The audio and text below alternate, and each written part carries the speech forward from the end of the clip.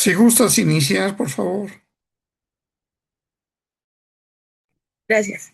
Bueno, entonces ayer estábamos viendo justo esta parte donde ya habíamos visto la parte de las proteínas que se podían unir a nuestros nanosistemas. Ya vimos cómo estos nanosistemas pueden entrar a la célula. Entonces, el día de hoy vamos a ver tanto cómo podemos estudiar esos mecanismos que ayer vimos, así como qué modelos pudiéramos estar utilizando para estudiarlos, ¿no? Entonces, primero, nosotros tenemos un panorama muy general de muchos modelos que pueden ser utilizados. Entonces, dentro de esos modelos, tenemos principalmente tres tipos, que son los modelos in vitro, modelos in vivo y ya la parte in silico. Entonces, básicamente, la parte de un modelo in vitro es que nosotros tenemos diferentes aislados de células y estas células, dependiendo de lo que nosotros estemos buscando o intentemos indagar, pues va a ser el tipo de célula que vamos a trabajar, ¿no? Pero antes de profundizar más en esto, déjenme ver si me deja reproducir el pequeño video.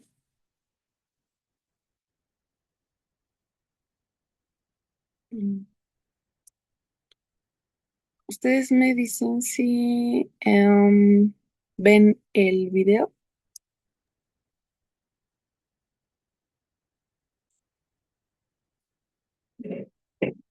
para entrar como en contexto. Sí, es de verdad, sí. Y ya se ve. Gracias, George.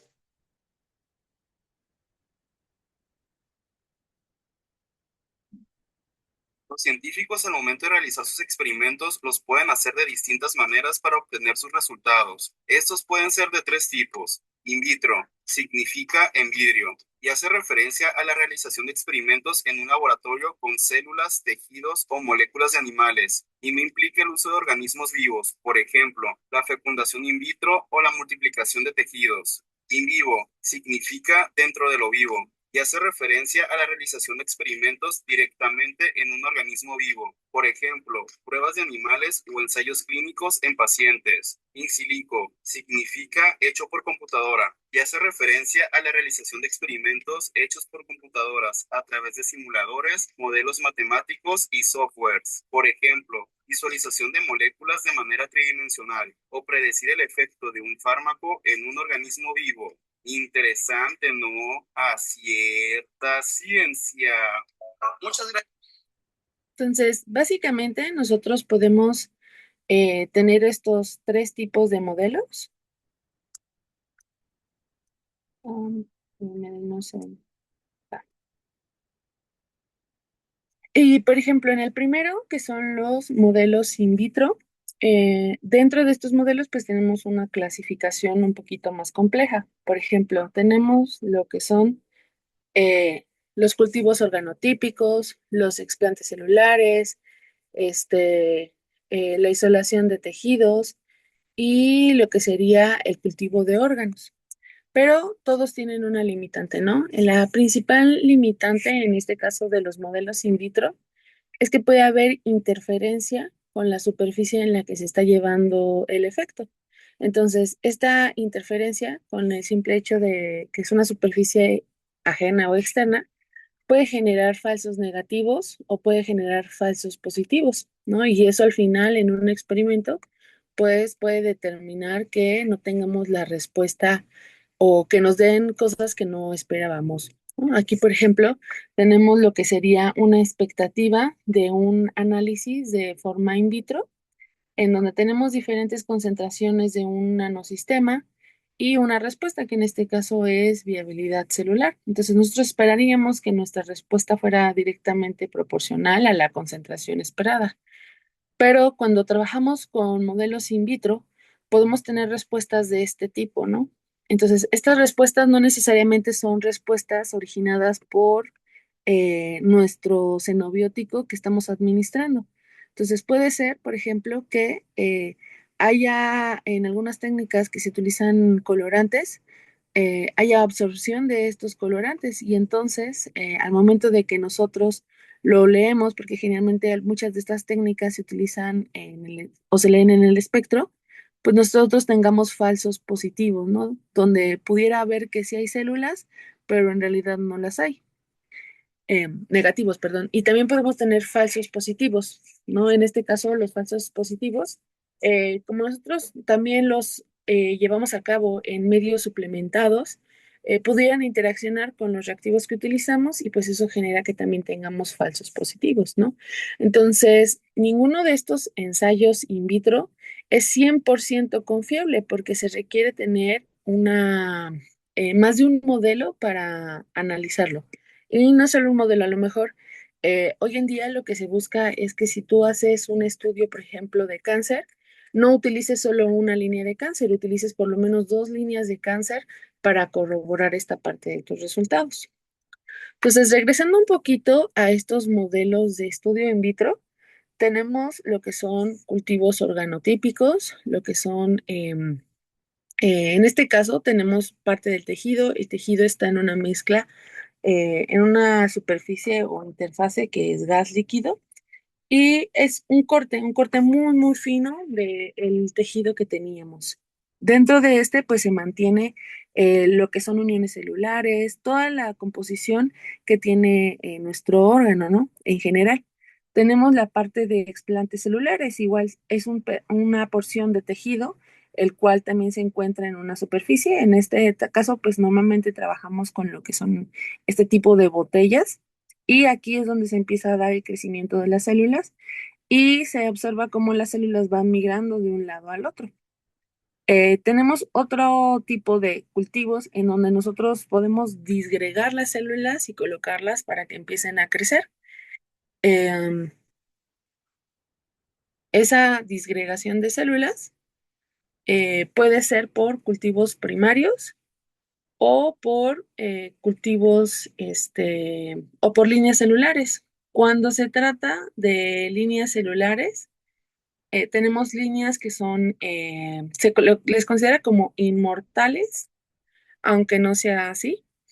Em, y tenemos cultivos primarios que duran pocos días, ¿no? Pueden durar 2 a 3 días o puede durar hasta una semana, ¿no? Un cultivo primario.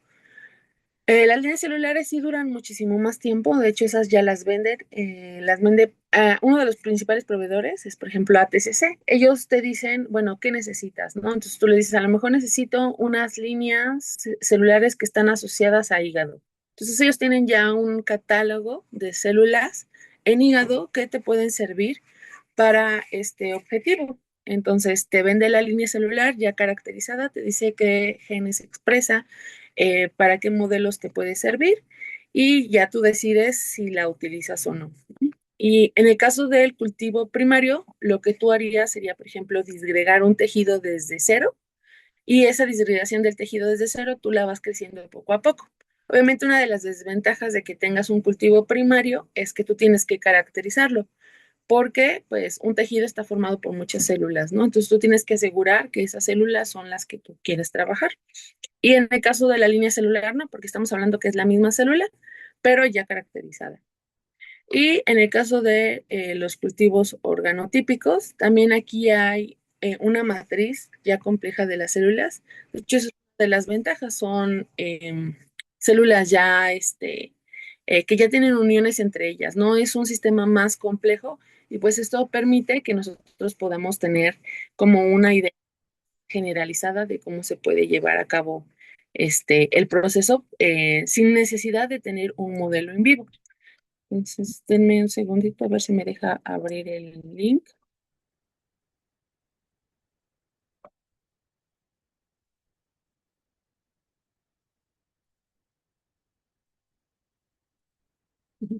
Entonces, vamos a ver un pequeño video para que ustedes vean cómo se lleva a cabo lo que sería la parte de cultivo organotípico. En este caso, el video me parece que solo está en inglés, pero sí trae como los subtítulos para que lo puedan identificar. Y más que nada porque a veces pues, no tenemos este acercamiento con lo que son las líneas celulares, ¿no? Este es específicamente de un cultivo organotípico. The Jove logo appears on a black background.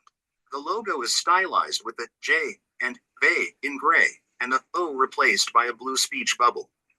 Text www.jove.com.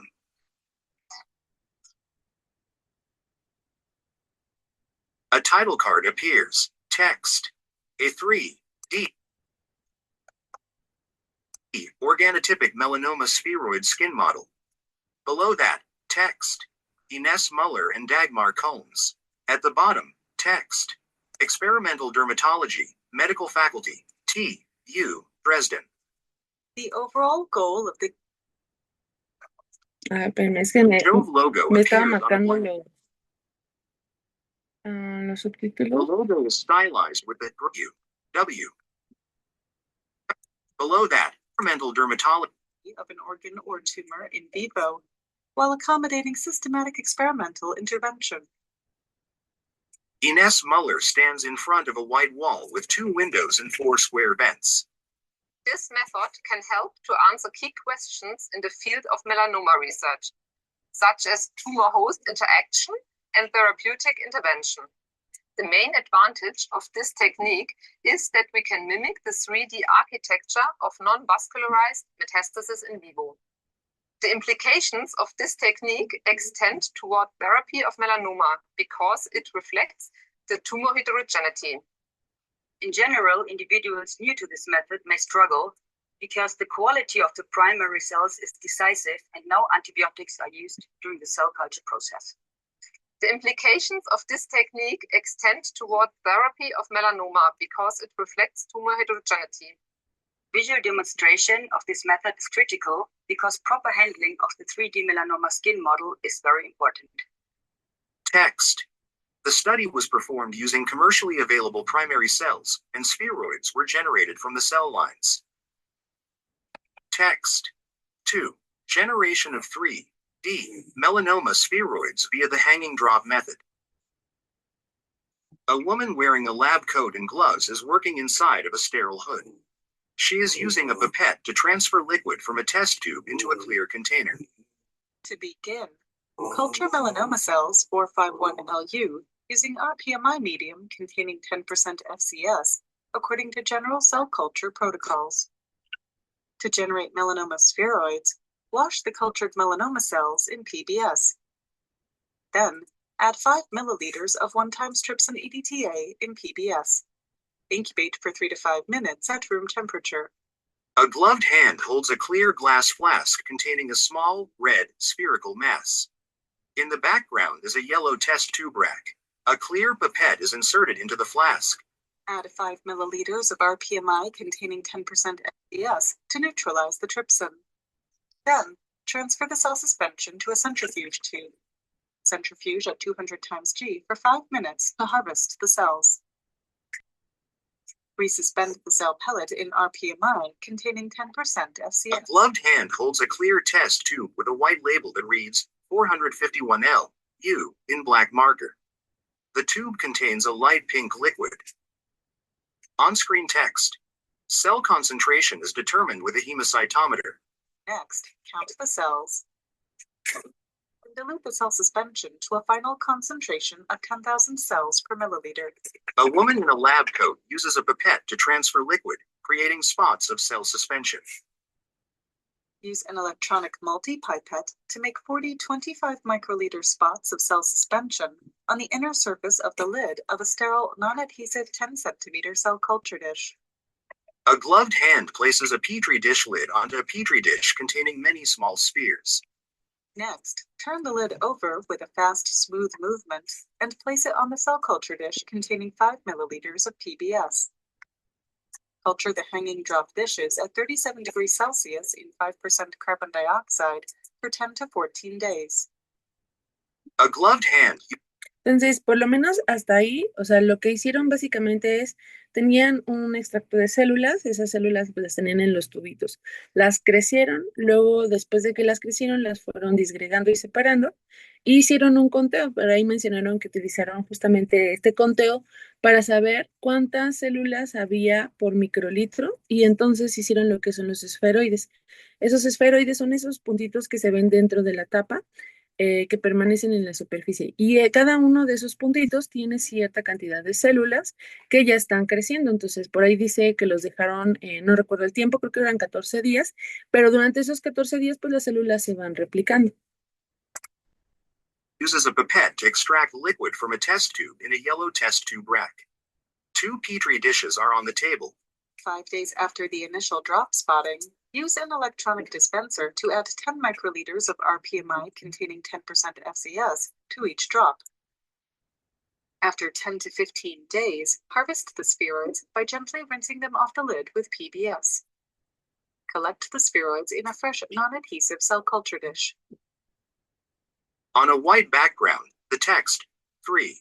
Generation of the dermal and epidermal counterparts of organotypic full skin reconstructs, is displayed in black.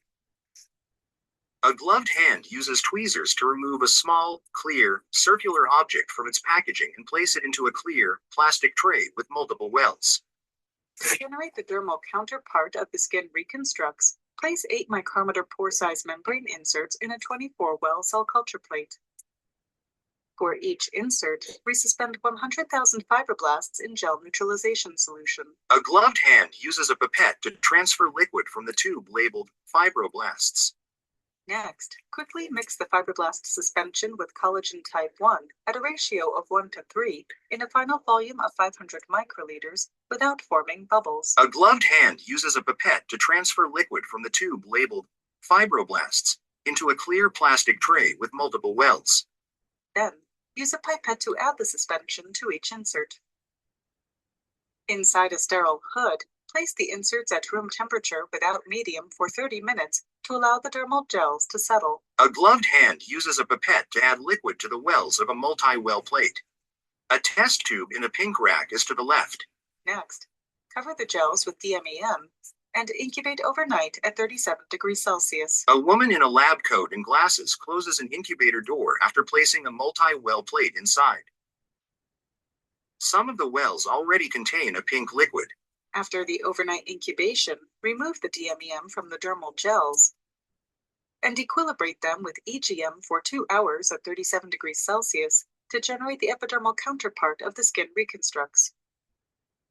Next, use a pipette to remove the EGM from the gels. Then, carefully seed 100,000 keratinocytes resuspended in 100 microliters of EGM on top of each gel. Refer to the text for keratinocyte isolation. Incubate the reconstructs for 1.5 hours at 37 degrees Celsius to allow the keratinocytes to adhere to the dermal gel. A gloved hand adds a pink liquid to the wells of a clear, multi-welled plate. Using a pipette tip, carefully remove the residual gel from the insert wall. A woman in a lab coat and glasses uses a pipette to transfer a pink liquid from a test tube into a clear, multi-welled plate inside of a biosafety cabinet. Entonces, antes de seguir avanzando, básicamente lo que hicieron fue como un tipo gel. En este gel estaban las células. Entonces, en estas cajitas, lo que se hace es cultivar las células para su crecimiento. Una temperatura óptima para que haya un buen crecimiento es de 37 grados, con un porcentaje de humedad relativa como de un 95 y un porcentaje de CO2 de 5%. Entonces, cultivan una primera línea que era la de los fibroblastos. Y una vez que esos fibroblastos ya estaban como crecidos, le agregan la otra línea que es la de los queratocitos. Y esto que están haciendo de agregar medio y quitar medio es principalmente porque pues, se gasta el medio. Entonces lo que hacen es agregar medio y quitar medio para favorecer como el crecimiento de las células. Next, cover each reconstruct with 800 microliters of EGM and culture for 7 days at 37 degrees Celsius in 5% carbon dioxide. Carefully remove residual gel from the insert wall with a small white pipette. Text. 4. Air liquid cultivation of organotypic full skin reconstructs and generation of organotypic melanoma spheroid skin reconstructs. A gloved hand uses tweezers to move a small white piece of material from one well of a clear plastic tray to another. A test tube with a blue lid sits in a red holder to the left of the tray. The test tube contains a pink liquid. On day 8, place the inserts into separate wells of a 6-well plate. Next, add 1.2 to 1.4 milliliters of metastatic melanoma medium to each well to cover only the base of the skin reconstruct. Then, Incubate for 10 to 17 days at 37 degrees Celsius in 5% carbon dioxide. Add only 1.2 to 1.4 ml of metastatic melanoma medium to each well, so that the skin reconstruct is supplied with medium from the bottom of the well, but it's not covered with medium. To integrate melanoma spheroids into the dermal counterpart of the full skin reconstructs, use PBS to carefully rinse the spheroids off the lid of a hanging drop cell culture dish. A gloved person uses a pipette to transfer liquid from a petri dish with droplets on the lid to an empty petri dish. For each full skin reconstruct, collect 10 to 20 spheroids in a sterile, non-adhesive cell culture dish. Use a Pasteur pipette to carefully remove excess PBS. Next, aspirate the spheroids in a minimal volume of each EM. Then, transfer them to the required volume of gel neutralization solution containing 100,000 fibroblasts. The test tube rack holds tubes labeled fibroblasts and collagen. For each insert, mix the spheroid suspension with collagen type 1 at a ratio of 1 to 3 in a final volume of 500 microliters. Finally, generate organotypic full skin reconstructs as outlined in the previously described protocol. Text 5. Results. Validation. Entonces, hasta este momento lo que fueron haciendo fue cultivar diferentes líneas celulares que estaban asociadas a la parte de la piel en diferentes sistemas, en estos tubitos que fuimos viendo, en estas placas que fuimos viendo. Al final, lo que ellos buscan es hacer un cultivo organotípico, pero generando o incluyendo todas estas líneas celulares. Normalmente, cuando se trabaja con una línea celular, solo se trabaja con una en específico, porque una tiende a disminuir el crecimiento de alguna otra línea celular. Sin embargo, aquí lo que hicieron fue generar estos esferoides, y estos esferoides sí permiten que haya más de una línea celular interaccionando entre ellas para construir este tejido organotípico en 3D. Of organotypic full skin reconstruct and melanoma spheroid skin reconstruct. Two images are displayed side by side. The image on the left is labeled full skin equivalent, and the image on the right is labeled normal human skin. Both images show cross sections of skin, stained with H and E. The epidermis and dermis layers are labeled on the right image. Normal human skin is compared to the skin reconstruct to validate the 3D organotypic skin reconstruct. Hematoxylin eosin staining of the paraffin sections shows that the dermis and epidermis of the skin reconstruct are comparable to those in normal skin. There are two columns of images. The left column is titled full skin equivalent, and the right column is titled normal human skin. The rows are labeled keratin 14 inches, keratin 10, involucrin, and filigrin. Each image has a scale bar that reads 50 UM. Normal human skin and skin reconstruct are Entonces, lo que están haciendo ahorita es voy a quitar tantito los subtítulos para que, a ver si me deja. Ahí está. Para que puedan ver, lo que están haciendo es, ya que generaron este cultivo organotípico en 3D, hay que caracterizarlo. Entonces, tienen como referencia cómo se debería de ver el tejido, que es este que tenemos acá, y cómo es que ellos lo están obteniendo. O sea, recordemos que hicieron como un gelecito, en ese gelecito tenían unas células, y luego le fueron agregando capa por capa otras líneas celulares. Entonces, estas son el cultivo 3D que ellos obtuvieron, y aquí se está haciendo ya la caracterización. Entonces, parte de esta caracterización es identificar si efectivamente está teniendo similitud con lo que sería un tejido normal. Immunohistochemically analyzed to compare the epidermal differentiation. Immunostaining against epidermal stratification markers, namely keratin 14, keratin 10 and involucrin, and filigrin, indicates similar levels of keratinocyte differentiation between the skin reconstruct and normal skin.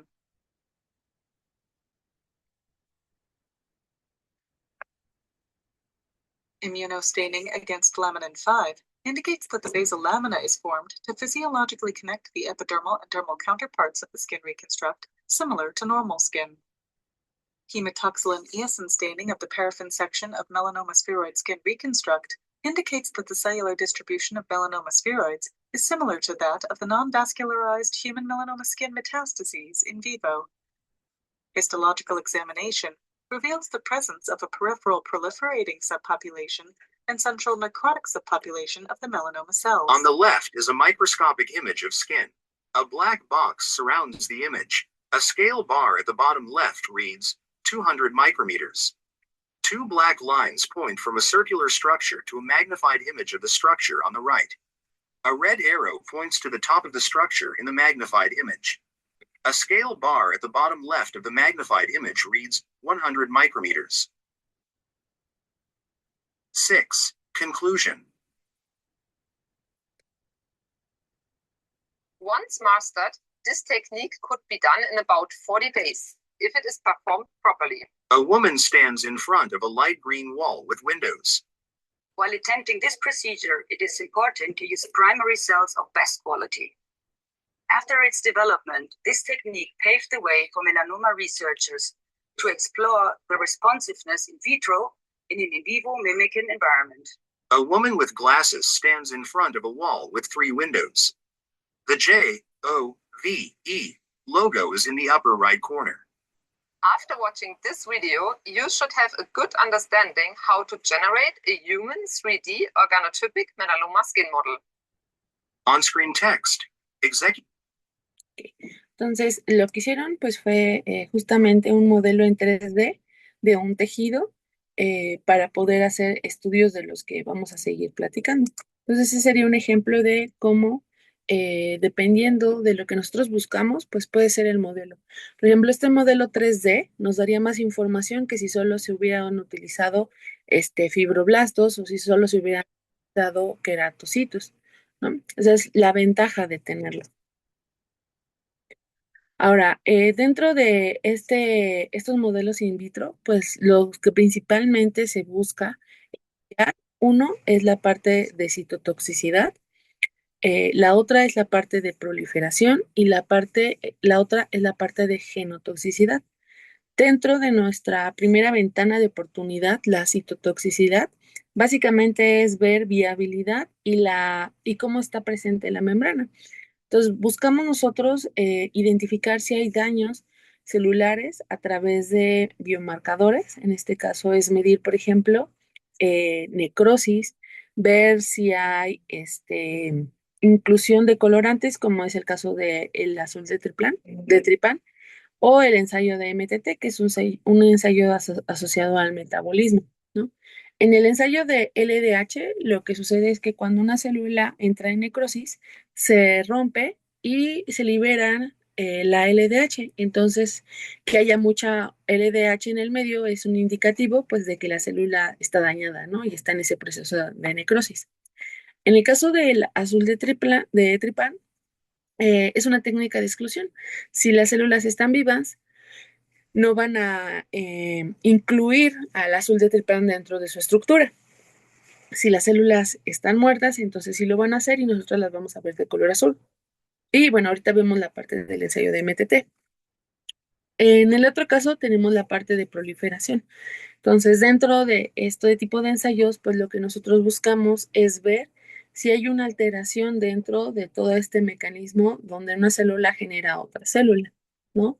Y normalmente lo que se miden son, por ejemplo, el antígeno nuclear Ki67 o la incorporación del BRDU. Esos son los principales. Y en el caso, pues, de genotoxicidad, que también vamos a ver un poquito más adelante, pues es determinar si hay un daño asociado al DNA, ya sea que haya una fragmentación o que haya una muerte celular programada. Entonces, los estándares que se utilizan son los ensayos de AMES, que es de mutación, el de Cometa y el de túnel, que igual ahorita vamos a ver algunos de ellos. Entonces, después de eso, tenemos la parte de, pues, los modelos in vivo. Entonces, los modelos in vivo ya nos dan una información más general de lo que pueda estar pasando, porque recordemos que los modelos in vitro, salvo por ejemplo, que ya es 3D, que maneja 3 líneas celulares, nos dan información de solo una línea celular, no nos dan información de muchísimas más líneas, ¿no? Pero ya un modelo in vivo nos permite tener como un panorama más general de cómo pueden llevarse a cabo este tipo de cosas. Digo, el más común es el uso de los roedores, pero también tenemos el uso del gusano y del pez cebra. Entonces, estos modelos son de importancia porque pues permiten darnos, nos dan información diferente, vaya. Por ejemplo, en el caso del gusano del C. elegans, nos permite evaluar cómo se puede haber un estrés asociado, por ejemplo, a la bioacumulación de metales, ¿no? En el caso de los roedores, pues sabemos que es como el estándar de oro, que es el que nosotros utilizamos más por la cercanía que pueda llegar a tener con la parte del humano y porque obviamente son modelos que en donde nosotros podemos controlar hasta su variación genética. De hecho, en el caso de los roedores, hay muchísimos cepas de roedores que se pueden utilizar. Tenemos aquellos que están inmunosuprimidos, aquellos que no expresan alguna proteína. Entonces, hay una mayor variabilidad genética que permite que tengamos como este estudio. Y la parte, pues, por ejemplo, del pesebra, ¿no? El pesebra también se utiliza dentro de este estudio por su eficacia en cuanto a la visualización del tiempo que vamos a utilizar. Entonces, déjenme ver si me deja reproducir el de el pesebra. Digo, ahorita los que les estoy mostrando son como los menos comunes, ¿no? Porque pues el modelo de ratones, pues ese sí es un poquito más común, entonces es más fácil que ustedes ya tengan como alguna información respecto a este modelo.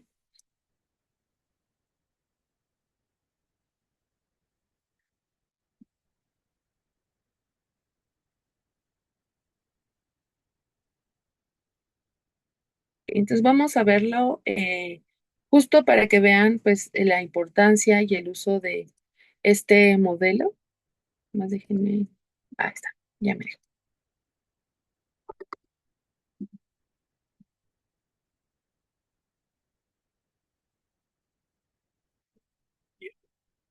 Zebrafish are small fish that are making a big splash in biomedical research. Zebrafish lay hundreds of eggs that develop externally, allowing scientists to perform genetic manipulations and monitor early phenotypes in a complex organism. Since they share much of their genome with humans, zebrafish research is helping us on our way to understanding and treating human disease. This video will provide an overview of the zebrafish, the features that make them great models, and some of the ways in which they are used in labs today. Before we talk about all that fishy science, let's get to know the zebrafish. Like mice and humans, zebrafish are vertebrates, meaning they possess a backbone. Specifically, zebrafish are bony fish in the class Actinopterygii, characterized by the presence of bony rays in their fins. More precisely, zebrafish belong to the single largest vertebrate family, Cyprididae, which contains over 2,400 species, including the lovable goldfish. Daniorario are among the smallest members of this family, with adults measuring 30 to 40 millimeters, or about 1.5 inches long. Zebrafish get their name because they resemble zebras. No, not quite like that. The name derives from the stripes running the length of their torpedo-shaped bodies. Zebrafish originate from the Himalayan region, where they are found in slow-moving bodies of fresh water. However, you don't need to travel very far to find them, as danios are hardy fish that are staples of home aquariums. The zebrafish life cycle advances through 4 major developmental stages: embryo, larva, juvenile, and adult. The cycle begins when eggs and sperm are released by a mating pair. After fertilization, the initial stages of development progress rapidly, with embryos hatching into larvae by 3 days post-fertilization, or DPF. From this point, progression into a sexually mature adult requires an additional 2 to 3 months. Now that we know a little bit about zebrafish in the wild, let's review why they are so valuable in the lab. First, zebrafish can be housed at high density and are simple to care for, making them less expensive to maintain than other vertebrate models. Next, zebrafish are extremely fertile. Mature females can lay hundreds of eggs on a weekly basis, The external development of zebrafish embryos is extremely convenient because of the ease with which gene expression can be manipulated by microinjection techniques. Additionally, since embryos are transparent, early developmental processes can be observed within the living organism. Importantly, zebrafish also possess a high degree of genetic conservation with higher vertebrates, including humans. The zebrafish genome contains 25 chromosomes and 1.5 billion base pairs, which is about half the size of the human genome. Nevertheless, approximately 70% of all human genes and 80% of all known human disease-related genes have at least one zebrafish counterpart. Now that you know why zebrafish make great model organisms, let's take a look at how they've earned their stripes in the lab. In the 1970s, George Streisinger pioneered the establishment of the zebrafish model. At the time, several groups were investigating the genetic basis of development in flies and worms. As a fish hobbyist, Streisinger recognized the potential of zebrafish as a vertebrate model of development. Streisinger developed techniques for making gynogenetic embryos, whose genetic material derives entirely from the mother, thus reducing the generation time required to obtain homozygous mutants. It wasn't until 1995 that Charles Kimmel and colleagues contributed a thorough characterization of normal zebrafish development to the field. 1 year later, Christian Nusslein-Volhard, Mark Fishman, and Wolfgang Drever published the results of the first large-scale vertebrate genetic screen, which was conducted in Boston, Massachusetts, and Tübingen, Germany. Modeled after Nusslein-Volhard's work in Drosophila, this zebrafish screen was designed to identify genes required for embryonic development. The results included a catalog of more than 2,000 mutant zebrafish. Analysis of these mutants has since taught us a great deal about our own biology. In 2005, Keith Cheng and colleagues cloned SLC24A5, the gene responsible for abnormal pigmentation in the golden zebrafish mutant. The golden phenotype inspired Cheng's discovery that this particular gene is required in fish and human skin cells for synthesis of the pigment melanin, and then modifications in the protein are tightly linked to natural variations in human skin color. In 2011, researchers in Leonard Zahn's lab used zebrafish embryos to identify a novel therapeutic for melanoma. In a chemical screen, they discovered a class of drugs, including leflunomide, that slowed the growth of cells that contribute to melanoma. Now in clinical trials, leflunomide is but one example of the novel therapeutics likely to be discovered in high-throughput zebrafish screens. Now that you have a feel for the value of the zebrafish model, let's look at some of the ways in which fish are used in labs today. To begin, zebrafish are very useful for modeling heritable human diseases. Disease states can be easily reproduced by microinjection of early embryos to alter protein expression. This can also be achieved by genetic mutants, such as this model of Duchenne muscular dystrophy, which exhibits an abnormal response to touch. Since their innate immune system develops during the first few days post-fertilization, zebrafish embryos are also useful for infectious disease research. In this study, bacteria were injected into the bloodstream, and the host response was visualized in real time using transgenic lines with fluorescent macrophages. Thanks to their transparency, zebrafish embryos are also amenable to a cutting-edge neuroscience technique called optogenetics. These researchers engineered an embryo that expresses a protein in isolated neurons, which allows them to optically activate the cell and determine its specific function in a neural circuit. You've just watched Joe's introduction to the zebrafish, Danio rario. Ok, entonces, como vieron, hay muchas aplicaciones para este tipo de modelo. De hecho, aquí en la FES, la doctora Parado utiliza el modelo de cebra justo para ver si la exposición de nanopartículas de PLGA con, no me acuerdo qué tiene, creo que tiene un,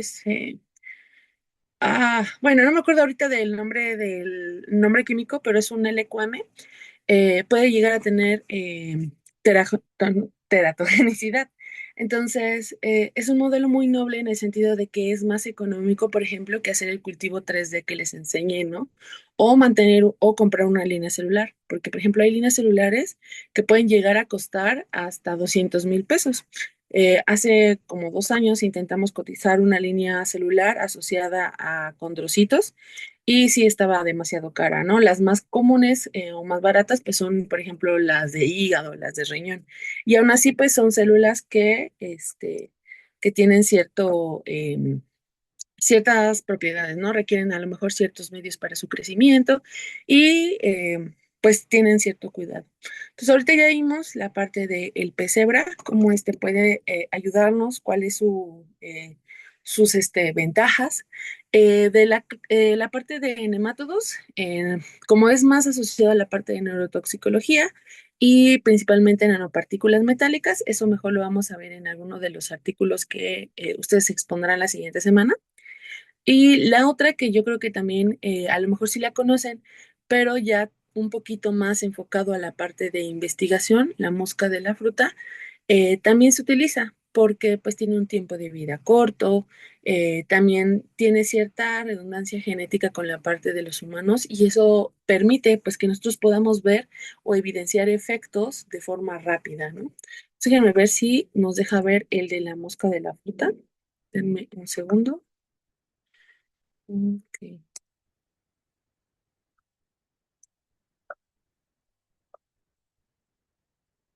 Ujú.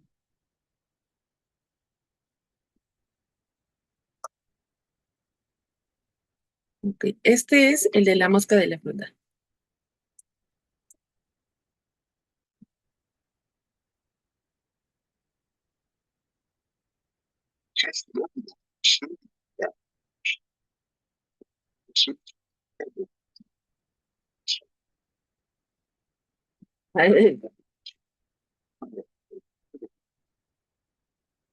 Ay, denme un segundo, es que no se está reproduciendo de forma tan rara.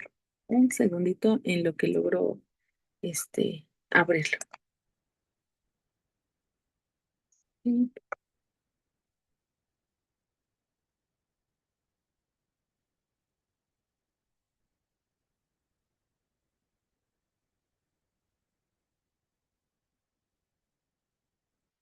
ya, listo. Entonces déjenlo comparto. Mm, sí está.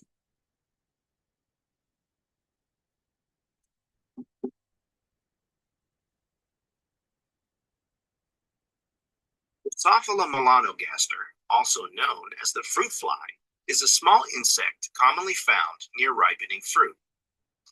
Drosophila is a widely used model organism for scientific research, and the study of this organism has provided insight into eukaryotic genetics and human disease. To begin, let's get to know Drosophila as an organism. Drosophila have three main body segments: the head, thorax, and abdomen, as well as a single pair of wings and 3 pairs of legs. They are between 2 to 4 millimeters long and weigh about 1 milligram. Females are typically larger than males. Wild-type fruit flies have large red eyes and pale yellow or light brown bodies with black stripes on the abdomen. The Drosophila life cycle is about 2 weeks long and is comprised of 4 major stages: the embryo, larva, pupa, and adult. The average lifespan of Drosophila is between 60 to 80 days. However, lifespan can be affected by factors such as temperature or overcrowding. Fruit flies are present on every continent except Antarctica. More often, they are found in tropical climates, but they can adapt to colder climates by moving indoors.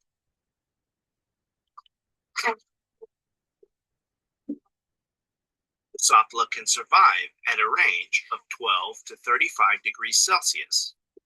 In the lab, we store flies in incubators set to 25 degrees Celsius and 60% humidity for ideal survival and fertility. The typical diet for Drosophila are the microorganisms such as yeast that inhabit very ripe and rotting fruits and vegetables. However, in the lab, we use food composed of cornmeal, molasses, agar, sugar, yeast, and water. Now that we've learned a bit about Drosophila the organism, let's discuss why researchers have decided to study it. First, the small size of the fly makes them easy to both handle and anesthetize. Flies are also appealing to work with because they require inexpensive equipment to maintain and house in the laboratory. Thanks to their short life cycle, it takes approximately 2 weeks from when mating is set up to generate new adult progeny. Females are extremely fertile and can lay hundreds of eggs per day. Therefore, experiments with flies can be conducted quickly and with very high sample numbers. Drosophila are easy to study because their genetics are simple in comparison to mammals. The Drosophila genome is comprised of only 4 chromosomes with approximately 14,000 genes. Flies also have limited genetic redundancy. Genetic redundancy means that more than one gene is responsible for a certain biological function. For example, mice may have 3 copies of a gene causing a particular phenotype. When one gene is mutated, the others can compensate, leading to no observable developmental or physiological change. Thus, the mutagenesis experiment in mice is less informative. In contrast, flies may only have one version of a gene. So when one gene is mutated, it causes a change in phenotype, giving insight into that particular gene's function. Furthermore, several methods have been developed to induce genetic mutations, including X-rays or UV radiation and homologous recombination. Lastly, many years of research yielded a friendly community of Drosophila scientists, which makes it easy to access the vast number of mutant fly lines and genetic tools. Finally, flies are an excellent model organism because of their striking genetic similarities to humans and other mammals. Approximately 50% of fly genes are homologous to mammalian genes, meaning that the gene originated from a common ancestor of both flies and humans. Furthermore, 75% of human disease-related genes have orthologs, or genes with similar functions, in the fly. So now that we've heard a bit about what makes Drosophila so great for experimental study, let's check out some of the great research that has been done on flies. In the early 20th century, flies first emerged as a model organism in the lab of Thomas Hunt Morgan. In 1910, Morgan discovered a white-eyed fly among a collection of red-eyed flies. Using microscopy, he observed the banding patterns of chromosomes and saw that the same pattern was always observed in white-eyed flies.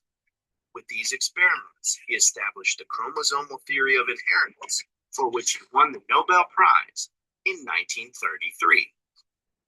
In 1927, one of Thomas Hunt Morgan's students, Hermann Müller, discovered X-rays can induce genetic mutations. Müller won the Nobel Prize in 1946 for his discovery. During the 70s and 80s, Ed Lewis, Christian Nusslein-Volhard, and Eric Wischhaus performed screens to identify a number of genes that are essential during development. They identified some of the genes that establish the dorsal ventral and anterior-posterior axes of the embryo, as well as the genes involved in segmentation, which specify the body plan. They won the Nobel Prize in 1995. In the 1990s, Jules Hoffman used Drosophila for research on innate immunity, the first line of defense against pathogens like bacteria. He discovered toll receptors and demonstrated their importance for sensing and defending against pathogens. Here are embryonic hemocytes, cells that can recognize and respond to pathogens in the Drosophila embryo. Hoffman won the Nobel Prize in 2011 for his work on the Drosophila innate immune system and shared the prize with Bruce Butler and Ralph Steinman for their work on innate immunity in mammals. Work in Drosophila has many important applications, ranging from genetics to human disease. For example, the genetics of development are often homologous, so the identification and characterization of genes that regulate development in flies has been important for understanding human development. The Drosophila iris gene is essential for development in the fly. The mammalian homologs of iris have many functional similarities. Thus, understanding Drosophila eye development could have implications in understanding human eye development and disease. Drosophila research can also have implications in understanding human neurological diseases. For example, expression of a human gene involved in Parkinson's disease in the fly leads to a loss of neurons over time and an accumulation of protein aggregates culminating in decreased locomotor ability. Research in the fly has led to important knowledge of human heart development and function. Many genes associated with cardiac function are conserved between flies and humans, and similar to humans, exercise training can greatly improve performance with physical tasks. You've just watched Joe's introduction to Drosophila. Entonces, como vieron, pues las aplicaciones de Drosophila pues son muy amplias, ¿no? Pues, por ejemplo, si nosotros tuviéramos unos nanosistemas que estuvieran enfocados en su aplicación ocular, pues a lo mejor convendría más estudiar con Drosophila que estudiarlo, por ejemplo, en un modelo animal, porque presenta características que nos darían como más información, ¿no? Entonces, ahí es la importancia de saber qué modelo nos conviene de acuerdo a lo que nosotros estamos estudiando. Y bueno, el último, que es la parte de los roedores, de eso ya le mencioné un poquito, pues qué diferentes cepas, ¿no? De los roedores son más altos en costo porque hay que estarlos cuidando. También la característica de los tres modelos que tenemos hacia arriba es que su tiempo de vida es más corto que el de un roedor. Entonces, obviamente eso genera que los costos de mantenimiento pues sean menos.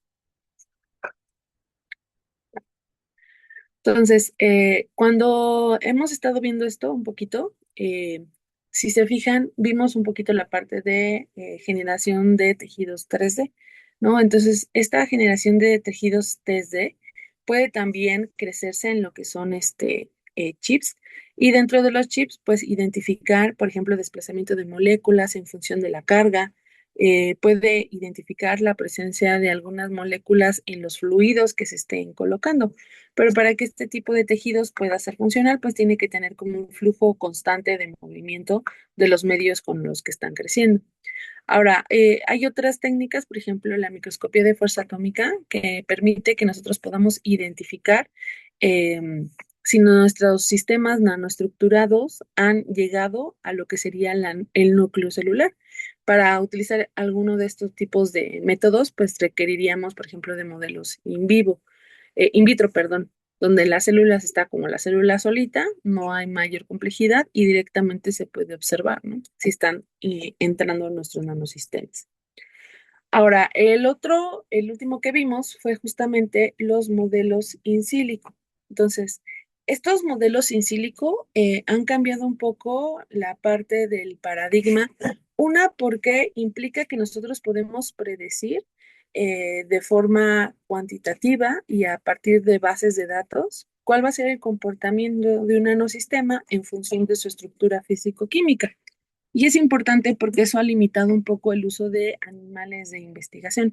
No es que no se vayan a usar ya o que no sean de importancia, sino esto permite ver si ya químicamente nos está dando información de que va a haber cierta toxicidad, una forma o un derivado, pues entonces no utilizarlo o disminuir la concentración. Entonces, estos diseños computacionales, existen muchos programas que lo que hacen es que tú incluyes el diseño de tu nanoestructura, ¿no? Le dices mi composición de nanoestructura tiene tantos materiales, tiene esto, y en función de variables como por ejemplo el pH y las cargas presuntivas que pudieran llegar a tener, se puede llegar a identificar el efecto que ya vayan a tener, ¿no? Sin embargo, pues tiene algunas limitantes, ¿no? Dentro de las limitantes es que pues solo puede predecir las características físico-químicas de nuestro nanosistema, pero como vimos, no puede predecir, por ejemplo, qué proteínas pudieran interaccionar con ella en el momento o ya en un ámbito biológico. Entonces, esto pues genera que tengamos una ventana que pudiera ser un poquito de error de los efectos que pudiéramos observar. Entonces, dentro de todo este contexto de evaluación, pues tenemos uno, la predicción in silico, que sería el primer punto de partida para cualquier sistema de nanoestructuras, considerando que quisiéramos eh, ahorrar costos, ¿no? Primero, identificar in silico posibles efectos tóxicos, posibles estructuras de nuestra molécula y posibles mecanismos que pudieran ser activados debido a su composición físico-química. Luego de ahí pasamos a los modelos in vitro. Entonces, ya en los modelos in vitro, como vimos, pues son líneas celulares en donde vamos a evaluar solamente eventos cortos celulares, por ejemplo, viabilidad celular o biomarcadores en específico o interacciones, pero siguen siendo interacciones de modo como separado, ¿no? No es una forma tan integrativa. Y ya por último, pues tenemos la validación, pero ya en modelos in vivo, ¿no? Dentro de estos modelos in vivo, se sugiere que debe de estar en estudio más de un modelo en vivo, más de un modelo in vitro, para poder correlacionarlo, ¿no? Y principalmente modelos que estén cercanos a lo que sería su medio en el que van a ser utilizados. Es decir, por ejemplo, si estamos diseñando algo que va a ser aplicado en humanos, pues tiene que haber cierta correlación genética entre los modelos que utilicemos y lo que vamos a aplicar, ¿no? Entonces, ya con los modelos in vivo, nosotros ya tenemos una idea más segura de cómo va a actuar ya en un sistema biológico.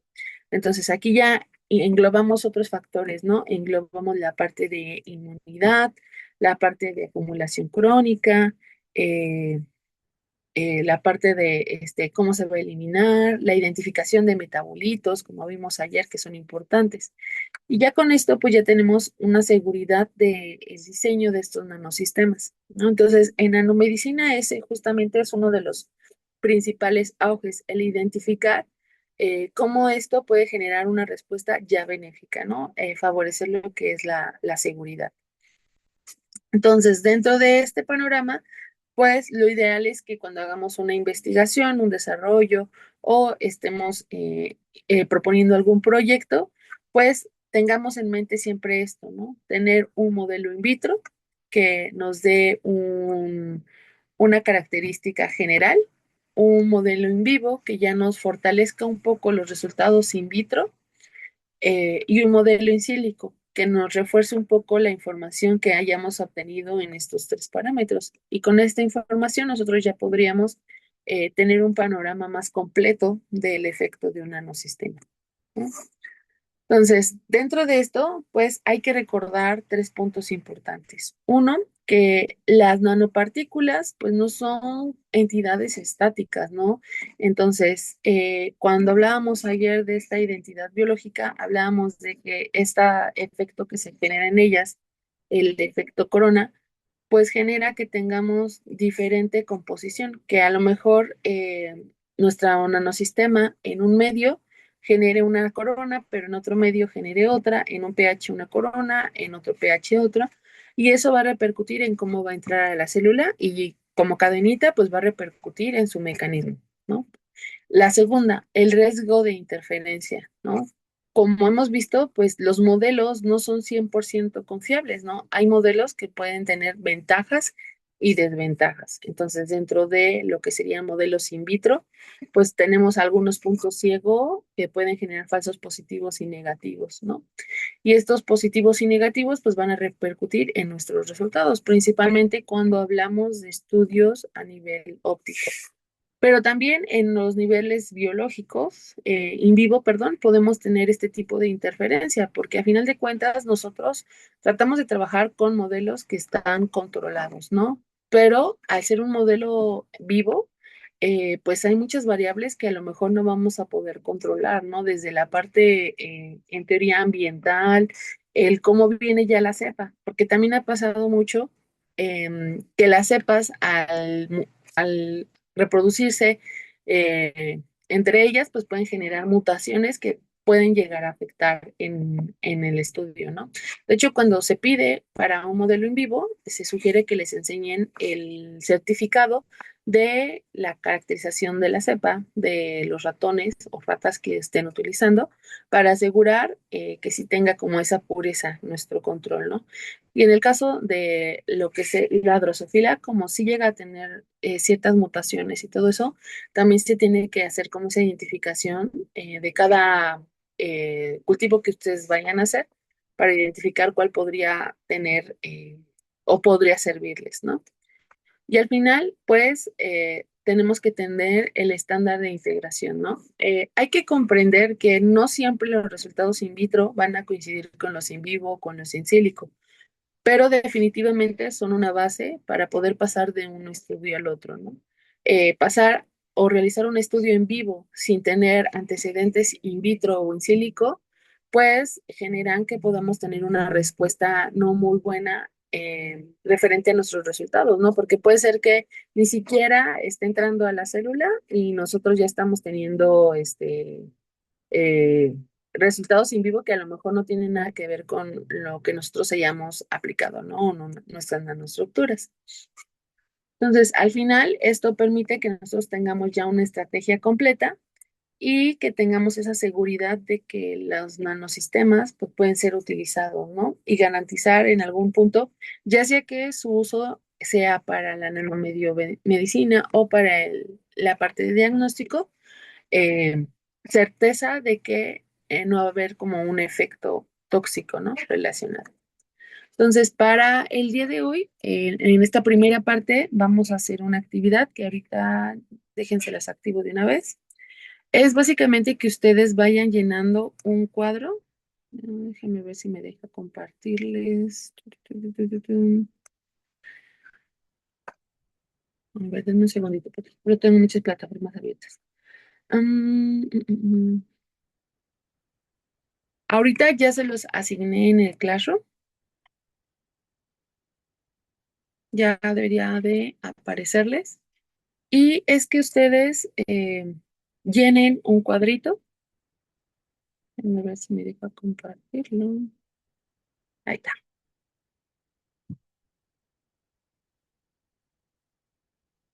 Llenen este cuadrito, ¿no? El cuadrito, pues básicamente son algunos de los modelos que vimos de forma como muy general. ¿Qué nivel de complejidad refleja, no? De acuerdo a lo que vimos y a lo que apreciamos por ahí en los videos, ¿son modelos complejos, son modelos simples? ¿Qué tipo de modelo sería? Enumeren algunas ventajas de las que vimos en cada uno de los modelos, obviamente sus desventajas. ¿Para qué lo evaluaríamos, no? ¿Qué tipo de toxicidad podríamos evaluar en función de los modelos o si podríamos evaluar todos? Y sí, que lo busquen, así que en internet pongan, no sé, pesebra, nanopartículas, y les van a aparecer ya algunas referencias de algunos artículos donde se han utilizado este tipo de modelos, ¿no? Para que lo vayamos aterrizando pues a la parte de nanotoxicología. Y contestar estas cuatro preguntitas, ¿no? La primera, ¿qué modelo se elegiría para evaluar la toxicidad rápida y de bajo costo y por qué? Entonces, utilicen como base, pues, el cuadrito que van a ir creando para ver cuál podría ser su mejor respuesta en esta, ¿no? La siguiente, ¿qué modelo es más adecuado para estudiar efectos en un organismo completo? La siguiente, ¿cuál modelo consideras más cercano a los humanos? Y la última, si evalúas nanopartículas que generen estrés oxidativo, ¿qué modelo utilizarías? Entonces, recordando lo que vimos ayer de los mecanismos, recuerden que el estrés oxidante son procesos que se llevan de forma rápida, ¿no? Hablamos de eventos agudos. Entonces, considerando esto, piensen a lo mejor qué modelo les serviría más o si todos los modelos les servirían dependiendo de el tiempo de administración, ¿vale?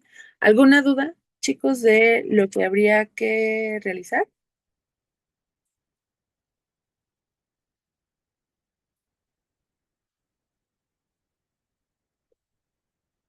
¿No? Profesora, ¿cómo llenamos el recuadro, perdón? Am, Acá vienen los niveles que habría que llenar. El nivel de complejidad, las ventajas, desventajas, el tipo de toxicidad y algún ejemplo. Este sí tendrían que buscarlo. Ejemplo de un sistema en donde se utilice alguno de estos modelos biológicos. Bueno, más bien ese sí tendrían que buscarlo. Ah, ok, gracias. ¿Alguna otra duda, chicos, antes de comenzar?